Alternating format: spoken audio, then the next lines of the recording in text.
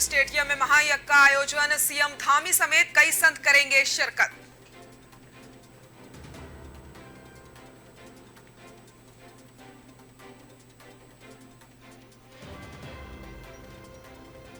जोशीमठ में भू धसाव पीड़ितों को लेकर कांग्रेस ने प्रदेश सरकार पर किया हमला, प्रदेश सरकार पर लगाया लापरवाही का आरोप।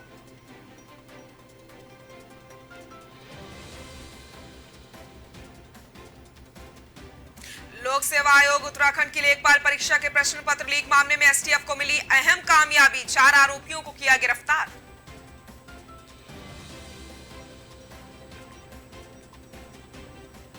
केंद्रीय रक्षा एवं पर्यटन राज्य मंत्री अजय भट्ट का हल्द्वानी का दौरा, हीरानगर चौराहे पर स्वामी विवेकानंद जी की मूर्ति का किया अनावरण।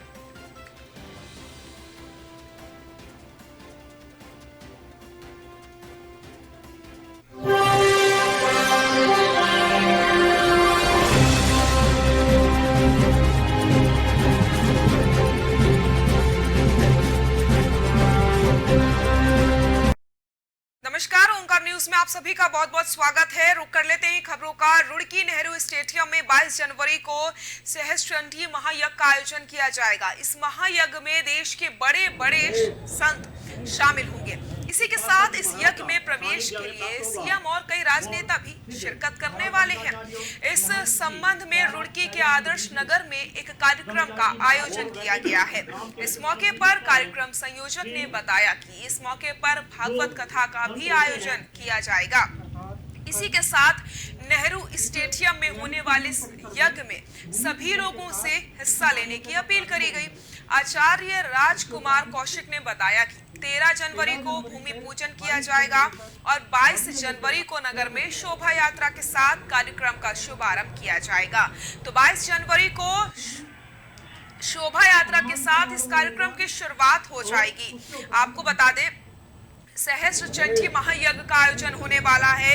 सीएम धामी भी इस यज्ञ में शिरकत करने वाले हैं और इसी के साथ आपको ये भी हम जानकारी दे देते हैं कि भागवत कथा का भी आयोजन किया जाएगा और सभी से यहाँ पर इस महायज्ञ में शामिल होने की अपील भी करी गई है। संत होते हैं अर्थात कल इस नेहरू स्टेडियम, जैसा कि पूर्व में आचार्य आर्यादि जी ने पूर्ण विस्तार से आपको विषय बतलाया है, विषय वस्तु के विषय में बतलाया है, उसी में हम ये नहीं कि मात्र रुड़की ही, हम तो चाहेंगे कि पूरा प्रदेश, पूरा देश इसमें सम्मिलित हो और इस यज्ञ में सम्मिलित होकर के अपने पावन सानिध्य को प्रदान करते हुए इस पुण्य आयोजन को सफल करें। जैसा कि पूर्व में आचार्य उत्तराखंड में जहां प्रदेश सरकार एक तरफ जोशीमठ में भू धसाव पीड़ितों के लिए लगातार राहत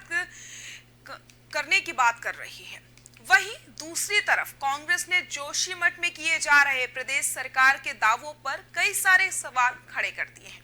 इस मामले में कांग्रेस प्रदेश प्रवक्ता गरिमा मेहरा दसोनी ने प्रदेश सरकार पर जुबानी हमला करते हुए कहा कि यह चिंता की बात है कि उत्तराखंड सरकार का एक भी मंत्री जोशीमठ में रात्रि प्रवास करने को तैयार नहीं है। खुद चमोली जिले के प्रभारी मंत्री डॉक्टर धन सिंह रावत भी जोशीमठ में रात्रि प्रवास को राजी नहीं है, जिससे पता चलता है कि सरकार जोशीमठ को लेकर कितनी गंभीर है। उन्होंने प्रदेश सरकार से जोशीमठ पीड़ितों के लिए किए जा रहे राहत कार्यों पर जल्द से जल्द तेजी लाने की अपील भी करी है। तो जोशीमठ में जो भू धसाव हो रहा है, जो इस समय की स्थिति है, वो यहाँ पर काफी ज्यादा कष्टदायी है। लोगों को बहुत ज्यादा पीड़ा हो रही है। उनके घरों में जिस तरीके से दरारें आई, घर जिस तरीके से यहाँ पर गिरे, तो लोगों को अपने आशियाने को छोड़ करके आना पड़ा और जब उनसे बात की जाती है तो वो अपनी आंखों से ही बयां करते हैं कि वो क्या कुछ सहन कर रहे हैं। पूरी मेहनत जिंदगी की लगा दी जाती है अपने घर को बनाने में और उसके बाद एक ही पल में अगर आपसे कोई कहे कि आपको अपना घर छोड़ना पड़ेगा, आपने जो पूरी कमाई उस घर में लगाई है, सब कुछ छोड़ करके आपको कहीं और जाना पड़ेगा, तो उस दर्द को सिर्फ वही समझ सकता है जिसके ऊपर वो बीती होगी। तो कहीं ना कहीं जो स्थिति इस समय जोशीमठ में देखने को मिल रही है, सभी लोग उसको लेकर के लगातार प्रार्थना कर रहे हैं और इस स्थिति को लेकर के सभी सरकार से ये अपील कर रहे हैं कि उनकी मदद की जाए। लेकिन ऐसे में इस जोशीमठ में जो भूधसाव हो रहा है, इस मुद्दे को यहाँ पर राजनीतिक मुद्दा बनाने का भी कहीं ना कहीं प्रयास जरूर किया जा रहा है। अगर हम बात कर लेते हैं कांग्रेस की, तो कांग्रेस यहाँ पर लगातार प्रदेश सरकार को घेरने का प्रयास कर रही है। गरिमा मेहरा ने प्रदेश सरकार पर गंभीर आरोप लगाया। उन्होंने कहा कि प्रदेश सरकार जो काम कर रही है वो सारे झूठे हैं। प्रदेश सरकार की तरफ से कोई भी काम नहीं किया जा रहा है। प्रदेश सरकार सिर्फ और सिर्फ लापरवाही करती है। और इसी के साथ उन्होंने एक बहुत बड़ा सवाल यहां पर खड़ा कर दिया कि आखिरकार सरकार का कोई भी मंत्री रात्रि प्रवास क्यों नहीं कर रहा है जोशीमठ में, क्या उन्हें डर है? तो ये जो मुद्दा है वो दिन प्रतिदिन गर्माता चला जा रहा है, क्योंकि जोशीमठ की जो स्थिति है, लगातार प्रदेश सरकार दावे कर रही है कि हम लोगों की मदद कर रहे हैं, हम स्थिति पर पूरी तरीके से काम कर रहे हैं। और कई सारी बैठकें भी यहाँ पर हुई, टीमों को गठन कर दिया गया है कि आने वाले समय में और स्थिति बिगड़ने ना पाए। लेकिन यहाँ पर अगर हम बात करते हैं कांग्रेस की, तो कांग्रेस लगातार सवाल खड़े कर रही है प्रदेश सरकार पर और लापरवाही के आरोप यहां पर लगाए जा रहे हैं। प्रदेश कांग्रेस इन दिनों इन विभिन्न मुद्दों को लेकर के बेहद सवाल खड़े कर रही है और कई सारे आरोप यहां पर लगा रही है। पत्रकारों से वार्ता करते हुए भी यहां पर आरोप लगाए गए हैं और सवाल पूछे गए हैं सीधे कि आखिरकार आपके कोई मंत्री क्यों जोशीमठ में नहीं रुक रहे हैं? रात में वो जाते हैं और फिर वापस क्यों आ जाते हैं? तो क्या उन्हें डर है इस चीज का? तो इसको लेकर के प्रदेश सरकार को लगातार घेरने का प्रयास किया गया है।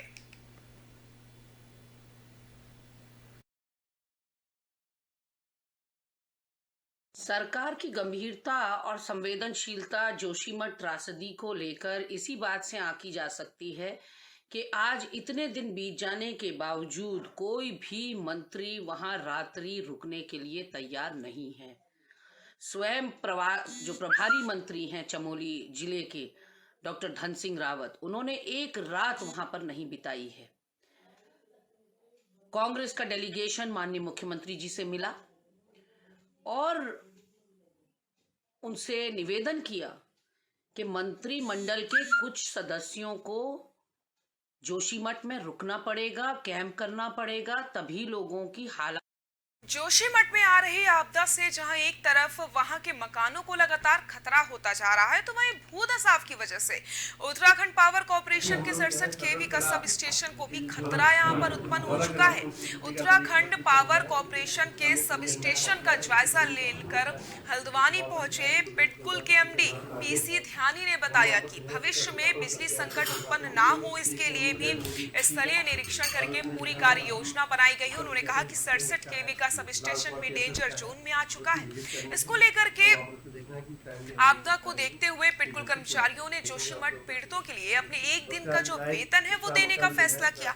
इसी के साथ जोशीमठ में बिजली को सुचारू रूप से चलाने के लिए विद्युत विभाग लगातार स्थिति पर नजर बनाए हुए है। तो ये जो पावर स्टेशन है, कहीं ना कहीं जोशीमठ में जो घर बने हैं, जिस तरीके से दरारें आ रही हैं और जो स्थिति अभी तक हमने देखी है, उसके बाद बिजली सब स्टेशन में भी भूधसाव हो चुका है। और ऐसे में आपको बताते चले, यहाँ पर बिजली संकट कहीं ना कहीं जरूर उत्पन्न होने वाला है, जिसको लेकर पहले से ही जो बिजली विभाग है वो पूरी तरीके से सतर्क हो चुका है। बिजली विभाग का यहाँ पर साफ तौर पर कहना है कि वो पूरी तरीके से नजर बनाए हुए हैं, किसी भी तरीके की कोई स्थिति खराब नहीं होगी। पिटकुल के एमडी पीसी ध्यानी ने पूरी जानकारी दी है कि हम टीमों का गठन कर रहे हैं और लगातार इस पर नजर बनाए हुए हैं।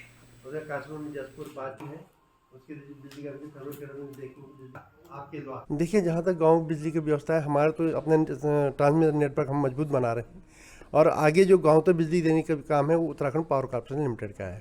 लेकिन हम चाहते हैं कि यहाँ पर जो हमारा जो पूरा रिंग फेंसिंग है, यदि गढ़वाल में बिजली चली जाए तो कुमाऊं से वहाँ पर उसकी सप्लाई हो जाए, यदि कुमाऊं में बिजली चली जाए तो गढ़वाल से उसकी सप्लाई आ जाए। मतलब पूरी रिंग फेंसिंग की तैयारी हमारी इसमें कर रहे हैं।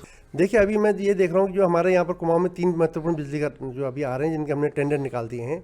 एक तो लोहाघाट में है, तो मैंने उसका स्थलीय निरीक्षण किया कि वो ज़मीन उपलब्ध है या नहीं है, उसमें क्या उस फिजिबिलिटी क्या है। देखिए, जहाँ तक गाँव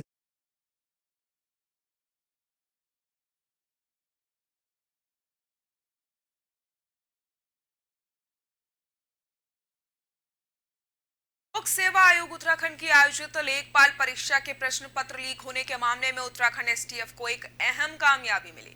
एसटीएफ ने कार्रवाई करते हुए इस मामले में 4 आरोपियों को गिरफ्तार कर लिया। मामले का खुलासा करते हुए एसटीएफ ने बताया कि आयोग के अति गोपन अनुभाग में काम करने वाले संजीव चतुर्वेदी ने अपने कार्यालय से प्रश्न पत्र को लीक किया और इसके बाद अपनी पत्नी ऋतु के साथ मिलकर लेखपाल परीक्षा के प्रश्न पत्र राज्यपाल व संजीव को बेच दिए। इसके बाद संजीव और राज्यपाल ने राजकुमार और अन्य आरोपियों के साथ मिलकर प्रश्न पत्रों को बिहारीगढ़ के पास माया अरुण रिजॉर्ट और अन्य जगहों में एक साथ छात्रों को बेच दिया।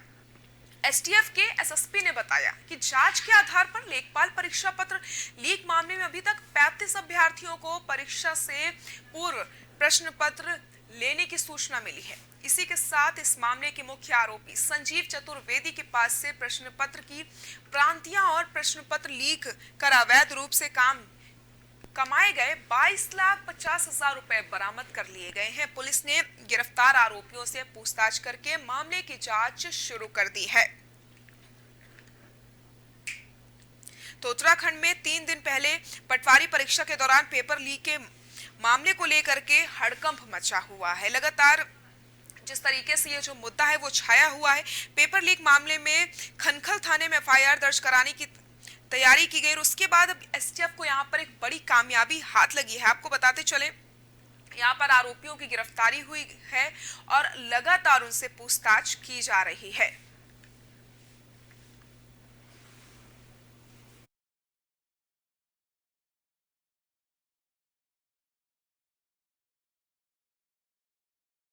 क्षेत्रों में से गिरफ्तार किया गया है हरिद्वार में, जहाँ के निवासी हैं। और इसमें जो अभी क्योंकि टीम्स हमारी बाहर हैं, लगातार बरामदगी के प्रयास चल रहे हैं। जो अनुभाग अधिकारी हैं संजीव चतुर्वेदी, उसकी अभिरक्षा से 22.5 लाख रुपए अभी तक हमने बरामद किए। देखिए, इनको अन्य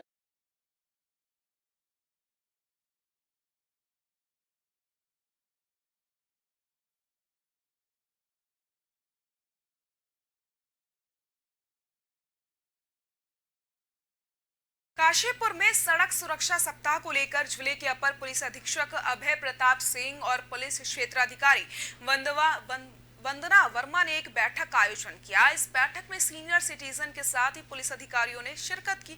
सड़क सुरक्षा सप्ताह के तहत सीनियर सिटीजन ने जागरूकता रैली का आयोजन किया। जागरूकता रैली के तहत यातायात नियमों के स्लोगन के जरिए लोगों को जागरूक किया गया है। सड़क सुरक्षा सप्ताह के तहत लोगों को जागरूक करते हुए जानकारी दी गई है कि 2 पहिया वाहनों पर हेलमेट लगाकर ना चलें, हेलमेट लगा करके चले, माफ कीजिएगा, और वाहनों के चेकिंग के दौरान पूरे कागज अधिकारियों को दिखाएं। इसी के साथ कार चालक सीट बेल्ट का इस्तेमाल करें। शराब पी करके बिल्कुल भी वाहन नहीं चलाने हैं। गाड़ी चलाते समय मोबाइल का प्रयोग करें और नाबालिग बच्चों को वाहन ना चलाने दें। अगर नाबालिग बच्चे वाहन चलाते हुए पकड़े जाते हैं तो फिर उनके पेरेंट्स पर कार्रवाई की जाएगी और उन्हीं की पूरी जिम्मेदारी होगी।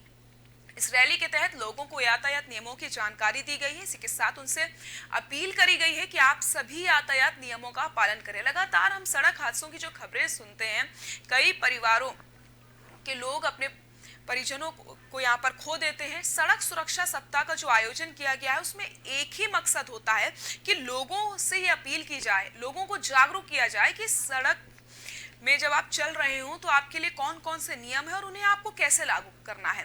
तो जागरूकता रैली का ये आयोजन किया गया जिसमें बताया गया है कि अगर आप 2 पहिया वाहन चला रहे हैं तो आपको हेलमेट का इस्तेमाल करना है, क्योंकि हेलमेट आपको बचा सकता है। कोई भी हादसा होता है तो आपकी जान को खतरा कम होता है। इसी के साथ यहाँ पर नाबालिग बच्चों को गाड़ियां ना चलाने दें, ये भी जानकारी दी गई है। इसी के साथ ये अपील भी की गई है और अगर नाबालिग बच्चा गाड़ी चलाते समय पकड़ा जाता है तो इसकी पूरी रिस्पॉन्सिबिलिटी जो होगी वो अभिभावकों की ही होगी।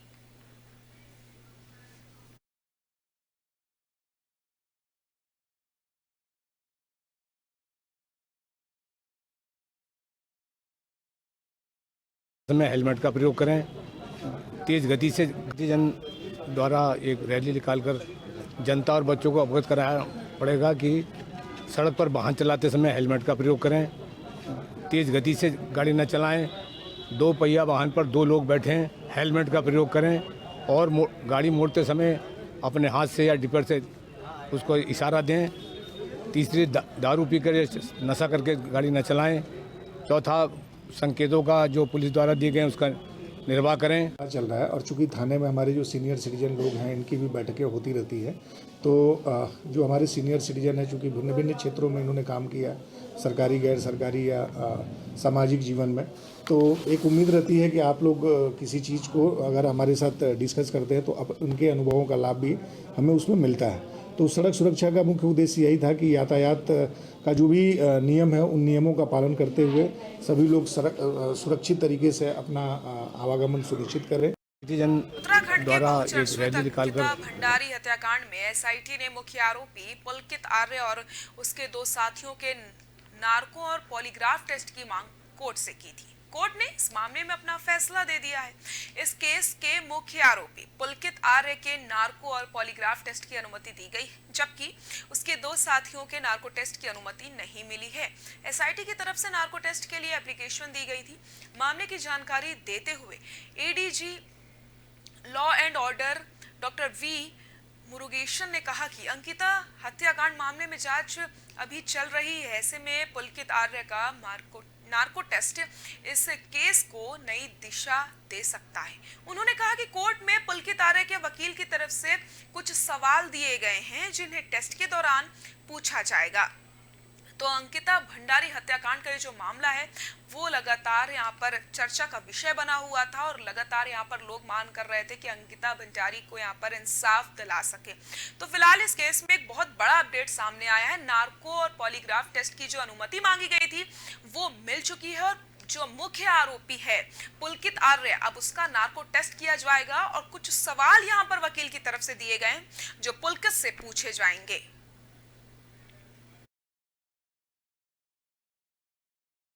पे नार्को और पॉलीग्राफ टेस्ट करने वाले एजेंसी है जो फोरेंसिक लेबोरेटरीज है, उनसे संपर्क की गई है। उनका तरफ से ये बताया कि ये कोर्ट के ऑर्डर से होता है, तो आज कोर्ट में ऑर्डर के लिए एप्लीकेशन लग गया हमारे तरफ से।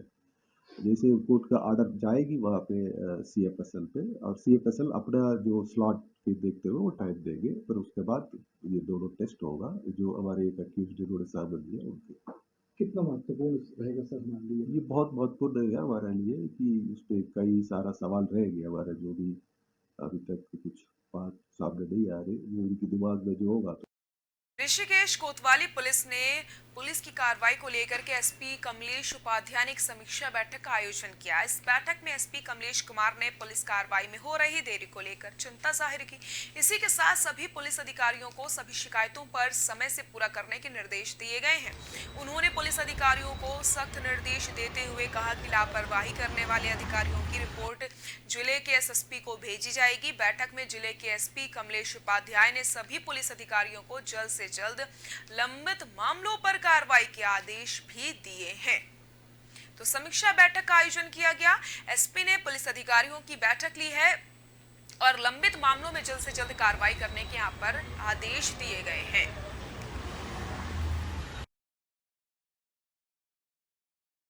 नहीं, ऐसा क्योंकि हमारा अभियान चल रहा है, एसएसपी महोदय द्वारा एक अभियान चलाया जा रहा है और ये मुख्यालय का अभियान है। बेसिकली इसमें इनामी अपराधियों की धरपकड़ के लिए, वांछित अभियुक्तों के लिए और साथ में एनडीपीएस पे ज़्यादा कार्रवाई, गैंगस्टर में कार्रवाई, इन सब के लिए उसी की आज समीक्षा बैठक रखी गई थी कोतवाली ऋषिकेश की।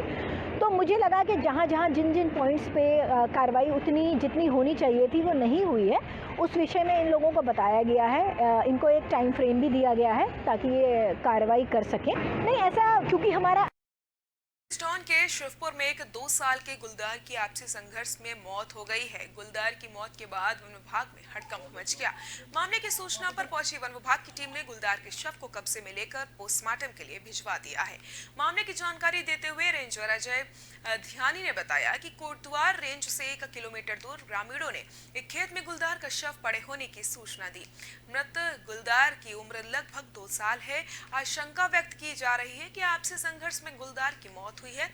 गुलदार के शव को पोस्टमार्टम के लिए भिजवाया गया और मामले की जांच शुरू कर दी है। तो एक गुलदार के शव मिलने से हड़कंप मच गया है। आपसी संघर्ष में मौत की आशंका जताई जा रही है। फिलहाल इस शव को पोस्टमार्टम के लिए भिजवाया गया और पता लगाने का प्रयास भी किया जा रहा है। आपको बता दें, इस गुलदार की मौत हुई है। जिसका शव मिला है उसकी उम्र लगभग 2 साल बताई जा रही है।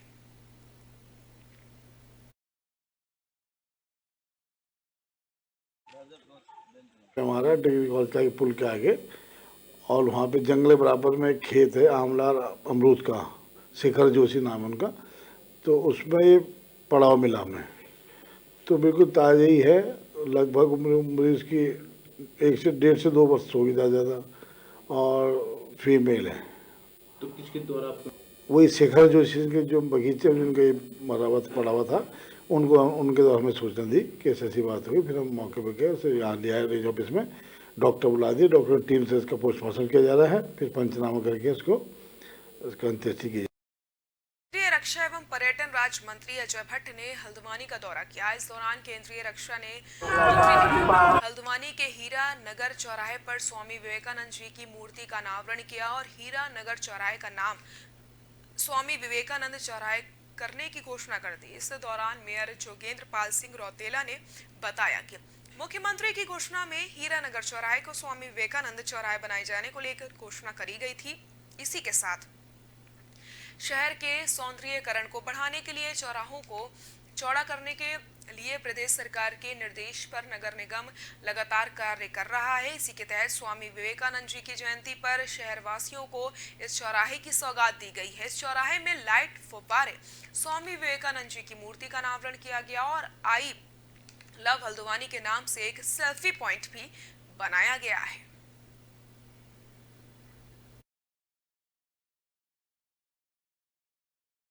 चीज़ों के बड़े अर्थ होते हैं। आज स्वामी विवेकानंद जी की जयंती के शुभ अवसर पर युवाओं की प्रेरणा और राष्ट्रीय युवा दिवस के अवसर पर आज यहाँ पर माननीय अजय भट्ट जी द्वारा इस मूर्ति का अनावरण किया गया है। तो ये संदेश देता है कि युवाओं को प्रेरणा देता है कि छोटी छोटी चीज़ों के बड़े अर्थ होते हैं। आज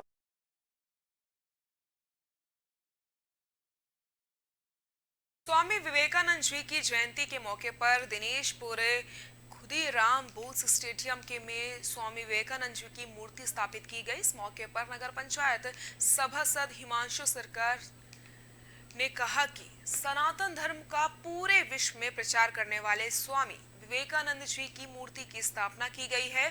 इस मौके पर बड़ी संख्या में स्थानीय लोग भी मौजूद रहे।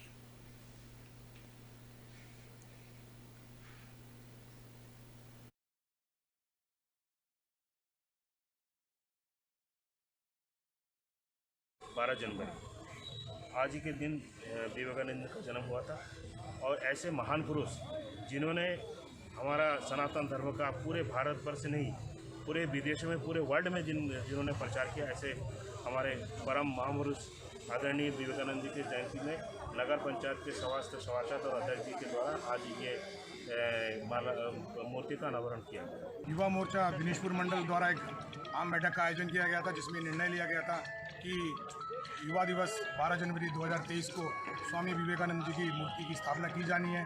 इसी संबंध में हमारी मांग पर नगर पंचायत बोर्ड द्वारा इतना भव्य स्वामी जी की प्रतिमा का आज यहाँ पर अनावरण किया गया है। मैं नगर पंचायत के सभी सभासदों को, हमारे मुखिया चेयरपर्सन को मैं खबरों में फिलहाल के लिए इतना ही। देखते रहिए ओनकार न्यूज़। नमस्कार।